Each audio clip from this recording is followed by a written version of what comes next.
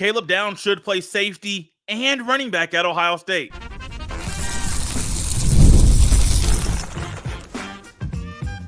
You are Locked On Buckeyes, your daily podcast on the Ohio State Buckeyes. Part of the Locked On Podcast Network, your team every day. Welcome in, Buckeye fans, to a Monday edition of Locked On Buckeyes, part of the Locked On Podcast Network, your team every day, here on Monday, July 15th in the year 2024. I'm your host, Jay Stevens, also the host of the Jay Stevens Podcast, and today's episode is brought to you by Gametime. Download the Gametime app, create an account, and use code LOCKEDONCollege for $20 off your first purchase. Terms apply.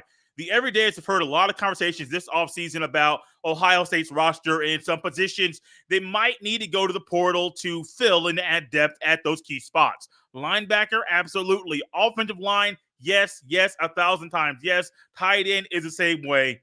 Running back is another one. And over the weekend, the Buckeyes got some unfortunate news that TC Caffey, a walk-on running back, is likely out for the 2024 season. He was thought to be a player that would play in a backup role for Ohio State in the upcoming year. That's probably not going to happen. Caleb Downs, when people heard that he might play running back, people were saying, no, keep him at safety. Don't let him go to offense. You need to preserve him for the long haul, and let's let him play one way. Don't even let him return punts. I'll push back on all of that because I'm a person that still believes Caleb Downs should play. Absolutely, every day of the week and twice on Sunday, should play safety and running back at Ohio State. Now, before you say, Jay, you're crazy, I am not saying he's going to start on both sides of the ball. That would be something I would see maybe in high school. My high school that I played football at, we all played both ways. I know the running back at one point was a starting safety. I know a linebacker was, defensive tackle was a starting fullback. Guys played both ways back then. That's not how it is in college normally. But also, if he has to go and play both ways, he's not starting. One of the benefits of Ohio State having Travion Henderson and Quinshon Judkins and Chip Kelly, let's not forget that one, is that they don't have to rely on three running backs to be a three-back rotation. So the top two guys are guys that aren't playing on the field together, but also you need a third guy to kind of help them out. You're going to find a lot of games that Henderson and Judkins are going to be the only running backs playing for the Buckeyes, and that's how it should be. They're too good. They can play at the same time. They could be a single back. It does not matter. That's how they could go. But as we realize at Ohio State, unfortunately, over the past few years, the injury bug has hit this room very, very hard. Think about Mine Williams last year being ruled out for a season. Think about Travion Henderson and the injuries he's had to battle throughout his running back career. Think about Evan Pryor. He may be at Ohio State if he did not get hit with the injury bug early in his Buckeye career. A lot of guys have gotten hurt in this room. Caleb Downs is a guy that when I look at the film from high school, that was the last time he played running back, was like, okay, he's special.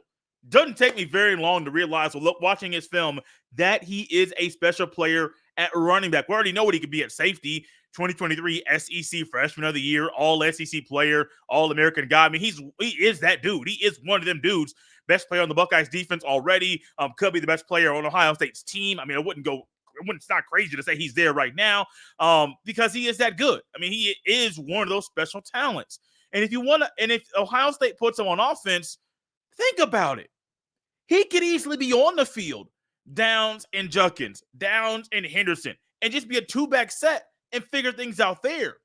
Get him in space, get him in between the tackles. Yeah, you're going to have a package for him. You're not going to open up the entire playbook and say, hey, we know you got to do all this stuff on defense. Also do all this stuff on offense too, and we'll just figure things out for. No, they're not going to do that for him. There's going to be a package. There's going to be a series of plays, and maybe it's 20. Maybe it's 15. Maybe they say, you can take it and digest a whole lot more than just 20 plays while also playing defense. How about we open up the playbook a little bit more so the opposing defensive coordinator cannot just look out there and say, it's Downs. We know that these are the 5 or 6 or 7 plays they might run, or these are the maybe 20 plays they might run, but they're probably going to stick with 5 or 6 because of the down and distance and situation of the game. Downs can do that. And you need a guy that's a special talent when the other two guys that are there ain't got no experience playing college football. Now, Downs is like them. The similar thing that he has with James Peoples and Sam Williams-Dixon, doesn't have experience playing running back in college, but he does have experience playing college football. And in this moment, in the backup role, RB3, that is very, very important. And if I am Ryan Day, if I'm Carlos Loughlin, trying to figure out, well, he's that good. Ohio State actually talked to him in the recruiting process about him playing running back. So it's not like this is the first time that Ohio State has introduced Downs playing running back in the scarlet and gray. That was something he heard way before he stepped on the field wearing the Crimson Tide jersey as a freshman in Tuscaloosa, way before he entered the portal. He was hearing this a few years ago, which I think is very, very important when talking about, well, will he play both ways or not? If this were something new and Day nor Tony Alford back then were discussing this with him, it maybe say, oh, well, push back a little bit. No, this has already been in the works. This has already been something that's actually been in effect, been a plan, and now we're hopefully going to see this plan put into action in the fall. Many of you are like me. You remember a guy by the name of Chris Gamble that played both ways at Ohio State in a big way, that was on the national championship winning team over the Miami Hurricanes. And that game was fun to watch. It was very enjoyable. But Chris Gamble, the one difference between then and now, the game is different, but also these guys are playing a whole lot more snaps. Gamble in 2002 and 2003, let's just stick there, because in 2001, his freshman year, the numbers were not. He played 11 games, but he had 5 returns. Let me go back to the offense really quickly. There we go. He had 3 catches in his freshman year in 2001. So I'm not going to use those numbers to factor in. But in 2002, the year they won the Natty, he caught 31 passes, 499 receiving yards, had 1 rushing touchdown, had 3 rushes for 49 yards, 16.3 yards a pop. But he also, on defense, he played all 14 games for the Buckeyes, had 4 interceptions and 1 pick six. So I don't know the snaps because that's not something that was kept and I can figure the snaps out. But Ohio State, if you have that special player and there is a need there, they have already seen that part in the history of Ohio State and it play off in a big way. Now, the one key thing about this, you don't want to have it happen multiple years for durability's sake. And the very next year, of course, things were different. Chris Gamble only caught 4 passes. He had 3 INTs, played in all 13 games. But the numbers were not the same there for him because his role was a little bit different. Think about this for him. Think about this for Downs. For Downs, you may only get 1 year of him playing both ways at a great level before realizing we can't do this 2 years in a row, which is fine. Absolutely fine. And if that is the case, make this the year. Unfortunately, this injury for TC Caffey was a little bit late in the game, so the Buckeyes aren't able to work with a January or February injury to have a lot more time with the portal and guys on the roster in the high school recruiting to try to figure things out. No, you don't have all that. By January, high school recruiting is basically done. However, what do you have? Guys that are going to enter the portal you can actually look into and say, oh, we got time to look into them, figure things out. Unfortunately, right now, the Buckeyes don't have that much time. We're less than 50 days away from the kickoff of the season, which is why, another reason, the Buckeyes should play Caleb Downs at safety and the running back this year, make him RB3, and watch that thing work out to perfection. Now, if Downs is not the guy, will RB3 be James Peoples or Sam Williams-Dixon? I'll tell you next. This episode is brought to you by eBay Motors. Passion, drive, and patience. The formula for winning championships is also what keeps your ride or die alive. eBay Motors has everything you need to maintain your vehicle and level it up to peak performance. Superchargers, roof racks, exhaust kits, LED headlights, and more. Whether you're into speed, power, or style, eBay Motors has you covered. With over 122 million parts for your number one ride or die, you'll always find exactly what you're looking for.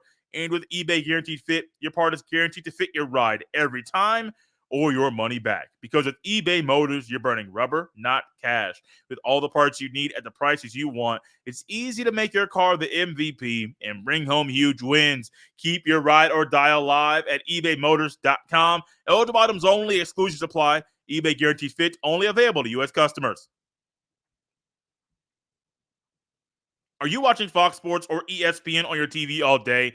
Have to turn down the volume with all that shouting? Make the switch to Locked On Sports today, a free 24/7 sports streaming channel program for you every day to bring you the biggest stories without all the screaming. Locked On Sports today brings you can't miss analysis, opinions, and news, streaming 24/7 on YouTube or the free Amazon Fire TV channels app, part of the Locked On Podcast Network, your team every day.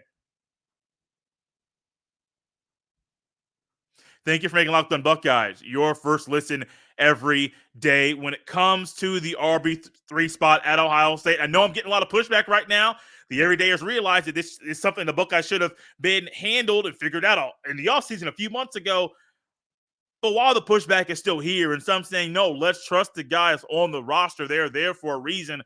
Let's trust them to be RB3. So let's just say, hypothetically, the Buckeyes don't go Caleb Downs to play running back this year in the RB3 spot, but they want to trust one of the other two scholarship running backs in James Peoples and Sam Williams-Dixon to fill the role. Who is the guy that has the upper hand over the other to be RB3 right now amongst those two?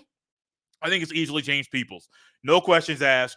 You ask me that question every day of the week, twice on Sunday, it's going to be the same answer. It would have been the same answer 2 weeks ago, a month ago. It's James Peoples. I think physically, he is physically ready to play in a backup role right now. And I say backup because anytime you play any sport at any level for the first time, there's a level of physicality and maybe your body just might not be up to it. Now, there are those guys that are special players, Maurice Clarett, Adrian Peterson, that are already physically ready for that level of college football as a freshman, unlike many other players. I don't think Peoples is that special of a player at running back. However, physically, I think he's built a little bit different. Physically built different to be able to play in a backup role a little bit. I always go back to something that we heard during JT Tuimoloau's or one of his early freshman year press conferences in the season, not off season, but in the season. He was talking about and had a question asked to him about, well, what's the biggest difference between playing high school football and college football at Ohio State? And he said, man, these guys are strong as Hell. Because it's true. If you think about a guy, in my head, I played high school football with a guy who's about 6'3", 270, 280. And now if you get a guy, let's say 6'3", 280, I'm not saying his name. He's a fan of that team up north. Not doing that to him. But let's just say that same guy, 6'3", 280, is a guy in high school, a senior, starting left tackle. Cool. That's him. Northwestern, Illinois, Wisconsin, Michigan State, Michigan, Ohio State. That 6'3", 280 in high school is a different build in physicality and mentality and strength than a 6'3", 280 at Ohio State or Georgia or Michigan State. Why? Because, buddy, you got to be to get on the field and to start at these schools. And so if I'm Tuimoloau, that's one thing. I think it's a great thing for him to acknowledge the difference between high school offensive linemen and the guys he played with up in the Pacific Northwest and the lineman he's going up against at Ohio State. With that in mind, that same thought's in my head. No matter if Williams-Dixon is RB3 or if James Peoples is RB3, you got to realize there is a level of physicality that is needed in college that is not needed in high school. Also, if you're in a backup role in an RB3, opposing defensive coordinators, I said it earlier about Downs, it's the same thing. It's even more true for these guys. They're going to realize the package you're going to get in the playbook is so condensed. It's so small. And it's almost advantageous for them to see you on the field and say, oh, passing situation? Hey, let's blitz a little bit. Because as Brian Smith has said on this show numerous times, and I'm sure we'll get Brian on the show this upcoming week to talk about the same thing, pass protection as a freshman is so hard for a running back. It's insane. Watch the pass rush. Just watch last year. Any game. Hopefully it's not a game that makes you upset with the play from Kyle McCord occasionally that he had on the field.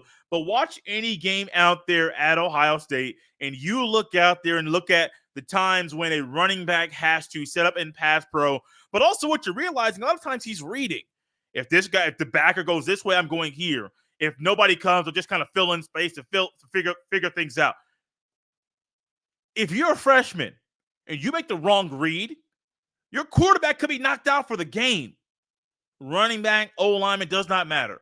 So if I'm Ryan Day, this goes the same thing for Caleb Downs. Even though he's played college football, he's never played running back. So the issue for him may be pass protection as well. But also, you might not put him in those situations to pass protect. You may put him in there in passing situations, but you might not put him in there to pass protect, which is just, to me, it's kind of simple. You got a guy that's out there that might not be good at this, but also might not need to do that here. Why make him do it? For Peoples, though, I do wonder, just like I would for Williams-Dixon, mentally, when things get tough, when you go out there on the field to get your 5 plays, and maybe you're not a single back, but you're splitting time with Henderson or Judkins, does not getting the ball mess with your head? Because you're not going to get the ball that much. Realistically, you're not going to get the ball that much. Does that one time you're going up against a backer who's a first-team All-Big Ten guy, and all of a sudden he runs you over, does that mess you up?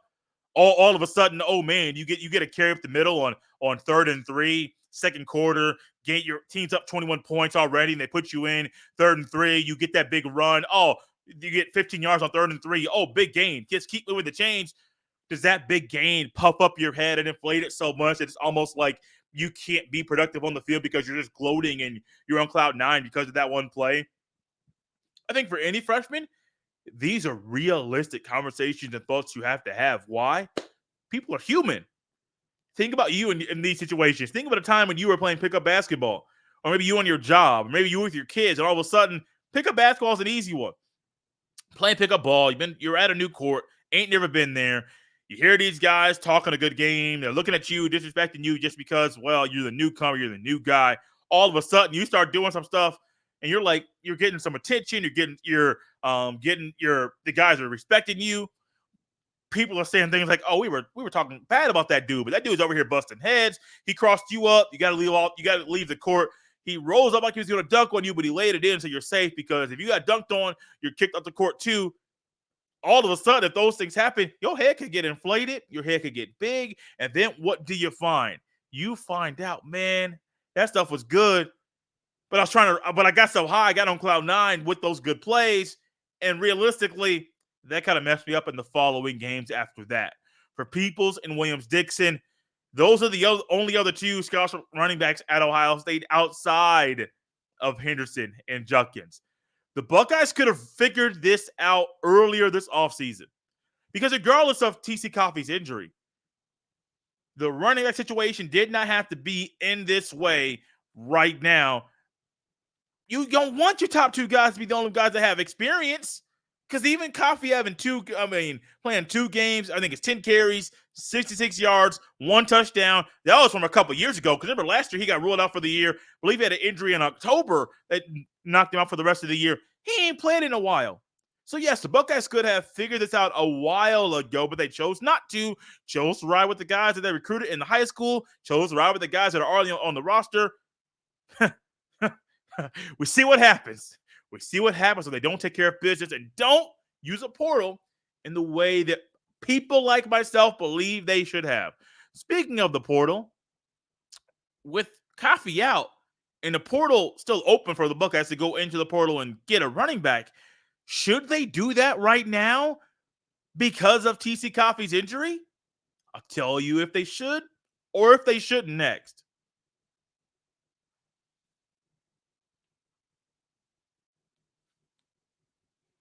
Thank you for making Locked On Buckeyes your first listen every day.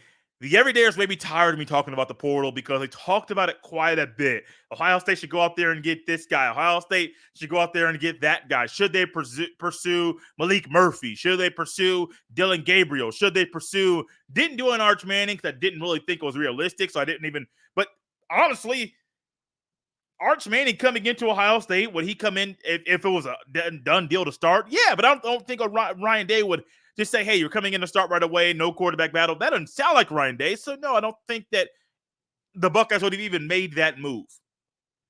But a move they might need to make right now is, well, going to the portal to get a running back. And I think they should. I don't think they will.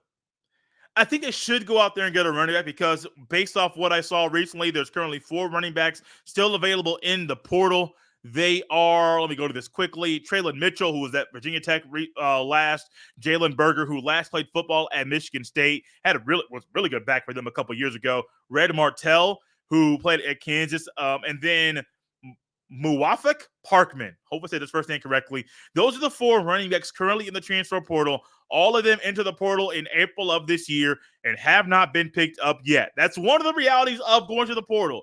Entering the portal is one thing. That does not mean you'll be able to get out of the portal to go back to play college football once again. Of the 4 guys that are here in Mitchell, Berger, Martell, and Parkman, only one of them has playing time and film in college for you to say, oh, I can go out there and use this to figure out what kind of player they are. That is Jalen Berger. That was played at Wisconsin, played at Michigan State, a couple years at both schools. Into the portal, he had a leg injury last year. It ultimately was ruled out for the season at the end of October during last year. For the other 3 guys, with the room being so young and so inexperienced, I think it would be stupid for Ohio State to potentially entertain Traylon Mitchell, Red Martell, or Muwafaq Parkman to be able to figure things out and say, oh, let's go out here and pursue you in trying to get you to come to Columbus. Due to the inexperience you already have, it'd be dumb to go out there and get guys that are already inexperienced and saying, well, let's get them. That's why I think Jalen Berger is the only guy realistically here that Ohio State should entertain.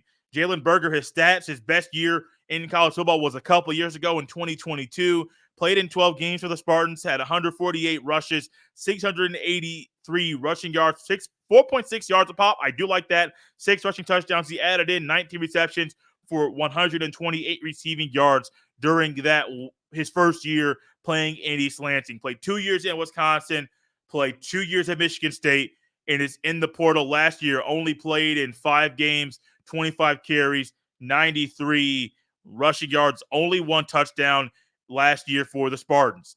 Ohio State, if you want a guy right now is in the portal that can come out here and be able to fill a spot and fill a need easily, and even if you want to play Caleb Downs a little bit at running back or not, regardless of what they do with him, Berger can come in and fill a need immediately. Now, the one thing with him is, how healthy is he? Now, his leg injury, I was looking up and trying to do some digging. There was nothing specific about it. It's one of the things about college football that they may change the rule. They don't have to release specific information about injuries in college football. I do believe if they ever get a college football commissioner and a governing body to run the sport, I do think eventually there'll be more of an NFL model to where you have to not only say who's going to be in or out by a certain time on game day, but also be very specific about injuries, what kind of injury it is, and if they're questionable, probable, doubtful, list all of those things. If they're out, list that to be more specific, because this sport's too big, makes too much money to be this secretive about injuries. I understand they're students, but also I understand, 1, the school's making a lot of money. 2, the athletes are making a lot of money. Yeah, I think it'll be an easy and realistic change to make. So for Berger, though, he is someone that I wouldn't be mad about them going out there trying to get him at all. I think it would be one of those realistic things, and it almost checks a box. If Ohio State's to go out there and get a guy in the portal, does he have experience playing running back in college? And if that question is yes, then you check that box, because Ryan Day has been very, very specific and picky. And I'm not mad about how picky he has been. And I like how picky he has been to get the guys that he's gotten. I also think he should be using that same tactic in other positions. So maybe I like how picky he has been in some areas, not be so picky and not go get other guys. So no, I don't like how picky he's been. I sound like yes, but no, be picky. But there's too many talented dudes out there in the portal to go out there and try to get them. I don't know Berger's injury status, though. I do not. Maybe his lower leg injury is one that's going to take a full year to recover from, so you wouldn't get him back until end of October around Halloween. And then you got to figure out, well, you ain't played football in a year. Can you get up there and when we're in conference title contention and national championship contention to get on the field to be a real good piece as a backup? I don't know. If he checks off all of the injuries and passes the health inspection, passes a physical, excuse me. Health inspection. Oh, gosh. If he passes the physical, cool. That's another box that is checked. And for Ohio State right now, and you all know I still use paper when writing down notes for the show. If we were to have 5 boxes, hey, here's a question. Do you check that box? Yep, checks it. Hey, here's another question on my notebook. Those of you watching on YouTube see it. Check that box. All of a sudden, there's check. On the 5th one, it's the physical. And if he passes that one, that's a check. Have your to-do list. Have your requirements. Figure out what your needs are, and then realize if he checks the box, cool. Go out there and do that thing, and go out there and get him. Jalen Berger is a good running back. He is not a guy that's a future All-American, which I don't think right now you want a guy that's a future All-American. Because if you go out there and get that guy, what are you doing? If you go out there and get a guy that's All-American, he might be a little disgruntled with a lack of touches. Jalen Berger, he has 2 more years of eligibility remaining in college football. Now, he played 4 years in college. He played during the COVID in 2020, which is automatically a redshirt year, had another redshirt year the following year. So officially his first year playing college football as a redshirt freshman was at Michigan State. He already had 2 years of eligibility left. I mean, he has 2 years playing, but no eligibility that's actually been completed. So he has 2 years at Michigan State, 2 more years of playing college football, which ultimately that also checks another box for next offseason. Now, many of you watch a lot of Locked on Buckeyes, listen to Locked on Buckeyes. You every day is realize I am high on Bo Jackson. I am high on Isaiah West. I like Sam Williams-Dixon. I like James Peoples. But keep this in mind. If your top 2 guys in Henderson and Judkins leave at the end of this offseason, well, next year you're in the same situation once again. If Downs plays backup running back this year in RB3, probably not going to happen next year because he'll be needed to play in a bigger role. So what do you do? Jalen Berger, if he's healthy, cool. Get him this year. Get him up to speed. Get him in your weight room. Get him on your nutrition plan and figure that thing out. Get him on campus. First, you got to get him here. Contact him. Call him. Bug him. Make sure he realizes he's a priority and why he's a priority. That it's not just a one-year fix, but we can help you play in a big stage, help you be in a spot to win a conference championship, which he has not done in college, go to the playoff, which he has not done in college, also win the Natty as well by being at Ohio State, but also he could be a featured back next year. Now, I don't know how likely it is, but you got to pitch that to him to get him for the portal. Now, if I'm Berger, I've seen he's at Georgia Tech, reach out to him earlier this year, I think back in May, some other schools. Okay, cool. Ohio State's different. If the need at Ohio State, Berger can fill that role, can fill that need, and ultimately, I'd be satisfied if Jalen Berger left the portal to play at Ohio State in a backup role with the pitch and the belief that he'll play a bigger role in the Scarlet and Gray next year in 2025. We're out of here, Buckeye fans, on a Monday. Thank you for listening and making Locked on Buckeyes your first listen every day. Now, for your second listen of the day, make sure you check out the Locked on Sports Today podcast. It's the place for you to get all the sports news analysis from the day before to stay up to date on what's going on in and around the world of sports in 20 minutes or less every single day. You can get Locked on Sports Today on Apple or Spotify or wherever you get Locked on Buckeyes, wherever you're listening to this show or watching this show. You can also get Locked on Sports Today on that same platform. You can follow me on X at jstevens07. Send every email to jstevens317@gmail.com. We're out of here on a Monday. We'll see you next time.